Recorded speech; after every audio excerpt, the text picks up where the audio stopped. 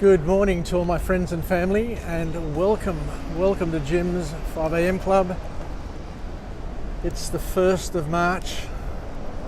It's the 1st of autumn, and believe it or not, it's an absolutely cracker of a day. I absolutely love autumn in Sydney, and I reckon it's going to be the best weather that Sydney ever puts on. The best season by far. The water temperatures are at their warmest. The skies are at their bluest. And it's just a glorious time of year to be a Sydneyite. Anyway, let's go on a bit of a walk and talk.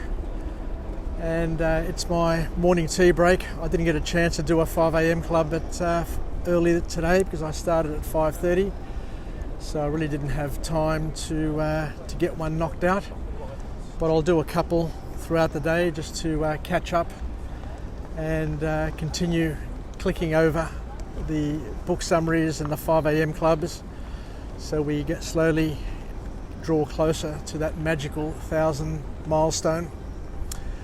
Anyway, today's book summary that we're going to go through is entitled The Body Keeps the Score. The Body Keeps the Score, and the author is Bessel A Kolk. Bessel A Kolk. And it's a book which is all about trauma and understanding trauma and how the body processes trauma, and more importantly, some techniques or things that we can do to help us get through it and get over it. So the author here in this book introduces a technique called the Emdr Technique, and I must admit it's the first time I've ever heard of this, but according to the author, this is a technique that psychologists use to help trauma victims get through trauma, and it helps with their recovery. So let's talk a little bit about trauma, and it's not an easy topic to talk about, but it's something that I think that we must talk about because everybody goes through traumatic experiences throughout their lives, and some people never seem to get over or through that trauma. But hopefully this resource, this book, these techniques may act as a resource or may trigger the need for somebody to seek additional help in order for them to get through those traumatic experiences that, as we find out from the author here, tends to stick with people for a very, very long time if not dealt with. So we know that difficult events have a lasting negative impact on people, and that's something that I guess is indisputable. People understand that negative issues and challenges, g'day mate, tend to impact people and stay with them for the rest of their lives. So this technique is called the eye movement desensitization and reprocessing technique. That's the technical name, and let's try and find out a little bit more about it. But the book gets better, or the learnings get better, so just stick with me for this initial part so we can get through it. But basically what this book suggests to us is that memory can play out as if it is happening in the present moment. So a bad memory or a past memory can keep on repeating itself, but it can keep on repeating itself to the point where that memory feels real all the time. It's like having a recurring nightmare that continues to haunt people who have suffered trauma. But the Emdr technique, in a nutshell, basically says that you can learn to reimagine what is happening in a helpful way. So I won't pretend to know what this EMDR technique is all about, but it is a technique that is used by psychologists, by hypnotherapists, and people with those sort of technical skills, which help us take those traumatic experiences and through eye movement desensitization and reprocessing, we're able to manage those memories and make sure that they're not a constant horror movie playing over and over in our mind and over in our lives. So let's move on now to some more points which help us understand and deal with these troubling moments in our lives and troubling memories. And what the author here suggests is that dealing with troubling past is easier when you practice things like yoga that help you connect your mind and body to the present moment. So people, unfortunately, try things which are not as resourceful. And the author says that what you mustn't do is try and numb your feelings with drugs and alcohol, or by overworking, or by overwork,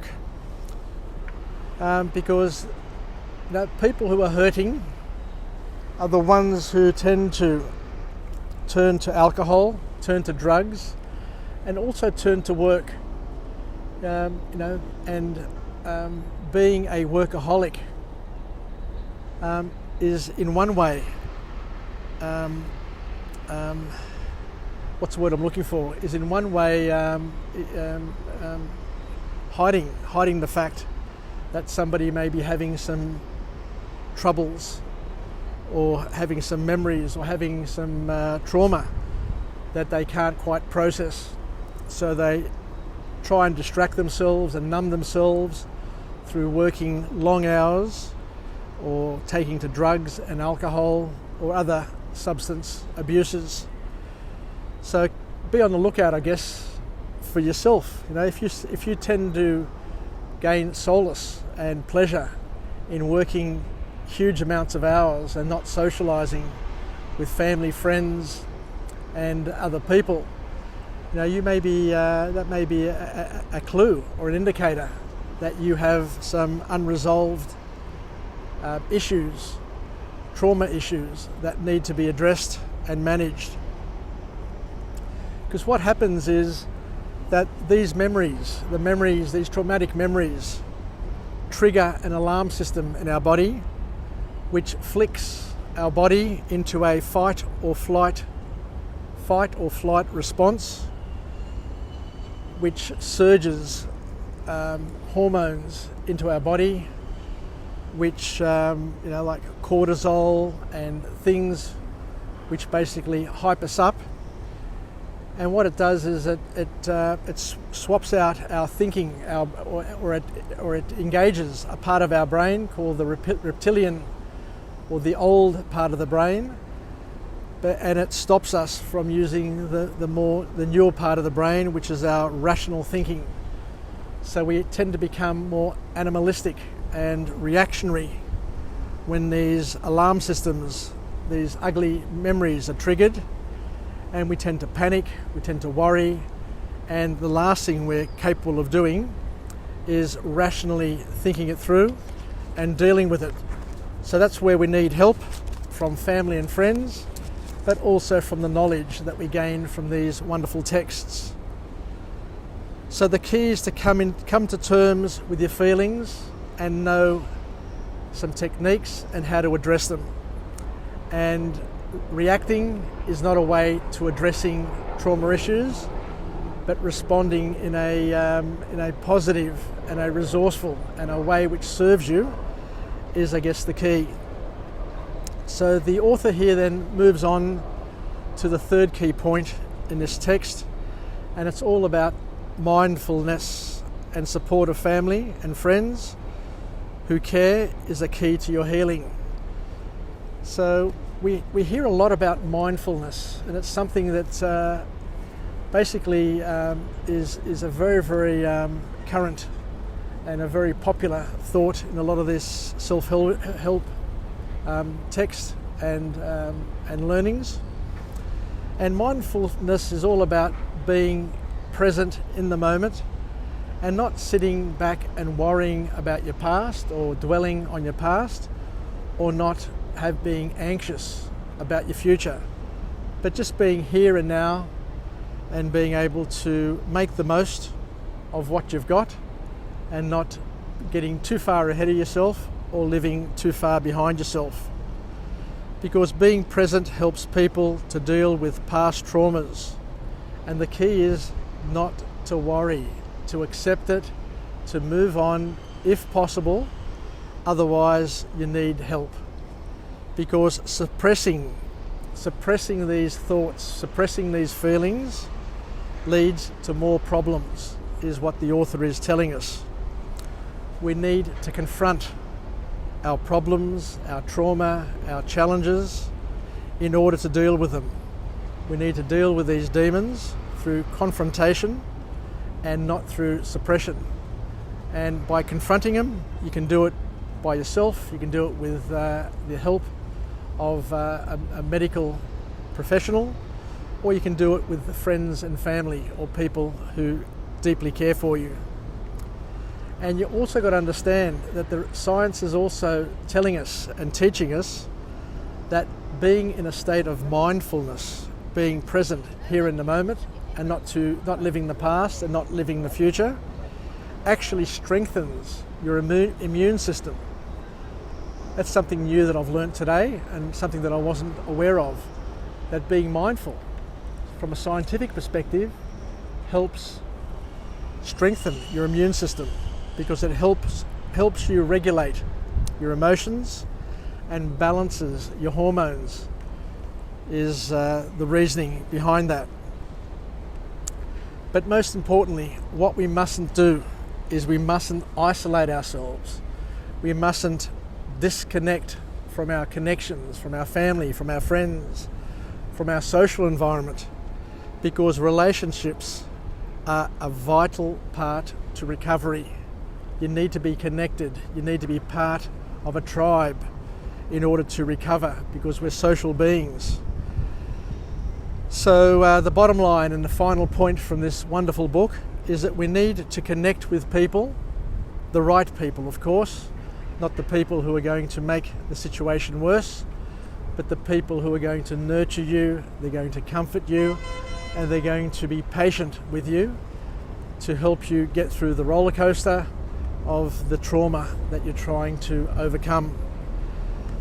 So that's about it. So let's finish up with a positive affirmation.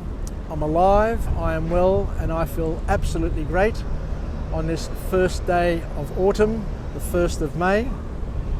And to my friends and family, stay connected, stay relevant, stay reasonable, and most importantly, let's stay present in the moment, and learn to A, identify, and B, deal with traumatic experiences by not sweeping them under the carpet, by not suppressing them, but by taking bold and deliberate action.